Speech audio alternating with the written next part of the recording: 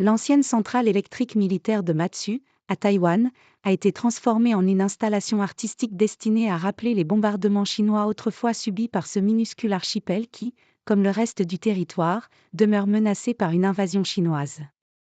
L'exposition « Votre pays a besoin de vous, gloire à plus Jun un plus », qui signifie « esprit militaire », fait partie de la Biennale de Matsu, qui se tient jusqu'à mi-novembre. Les œuvres exposées dans le cadre de cet événement organisé à travers Matsu mettent en avant la beauté naturelle de ce chapelet de petites îles rocheuses situées à 20 minutes de bateau de la côte orientale chinoise. Mais certains artistes, comme le concepteur lumière Liu Pingyi et sa partenaire Annie Chu, ont choisi d'évoquer l'histoire du conflit armé entre la Chine et Matsu et d'autres petits archipels dépendants de Taïwan.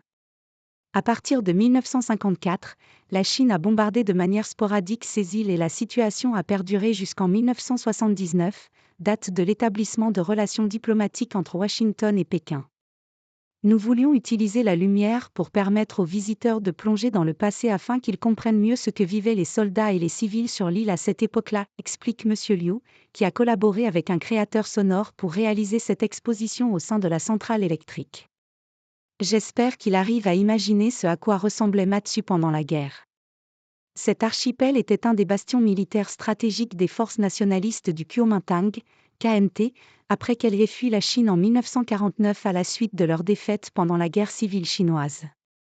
En raison des bombardements, les nationalistes ont renforcé les fortifications de Matsu, construisant des tunnels souterrains et des abris anti-aériens, tandis que les avant-postes côtiers étaient dotés d'étroites ouvertures permettant aux soldats de tirer en direction du continent.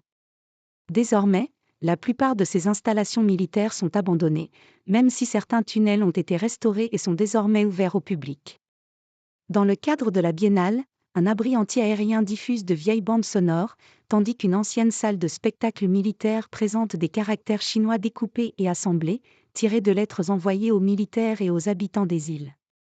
Une structure en fil de fer, en forme de baleine, est érigée sur une plage, réalisée à partir d'anciens navires. Pas peur des menaces verbales. Aujourd'hui, Matsu est tourné vers le tourisme, affirme Wang Chongming, un responsable de l'archipel, qui s'oppose à ce que Matsu soit qualifié de « ligne de front ». Ces îles sont situées juste au nord-ouest du détroit de Taïwan, une zone de 180 km séparant le territoire autonome de la Chine continentale. Pékin, qui revendique Taïwan comme faisant partie de son territoire, a organisé l'an dernier d'importantes manœuvres militaires autour de l'île, dont une en avril lors de laquelle des avions et des navires de guerre ont simulé un encerclement de Taïwan. Pour les habitants de Matsu, territoire taïwanais le plus proche de la Chine, la vie continue souvent sans interruption face à ces manœuvres militaires. L'artiste local Chao Kaishi affirme ne pas avoir peur des menaces verbales de la Chine. Venez si vous en avez le courage, a-t-il plaisanté, avant de changer rapidement de ton en disant que si la Chine devait envahir, vous pouvez attaquer un peu plus loin, attaquer Taïwan, n'attaquez pas Matsu. Grandir à Matsu sous l'administration militaire comportait nombre de restrictions, se souvient M. Chao, 66 ans, évoquant un couvre-feu à 21h et l'interdiction de se rendre sur les plages de l'île. Nous voulons la paix, pas la guerre et ce que nous pouvons faire, c'est transformer Matsu en une île artistique, affirme M. Chao, qui espère que beaucoup de touristes assisteront à cette biennale, après 3 ans de fermeture des frontières pour cause de coronavirus. Nous devons maintenant relancer lentement les négociations sur le tourisme et le commerce, estime M. Wang.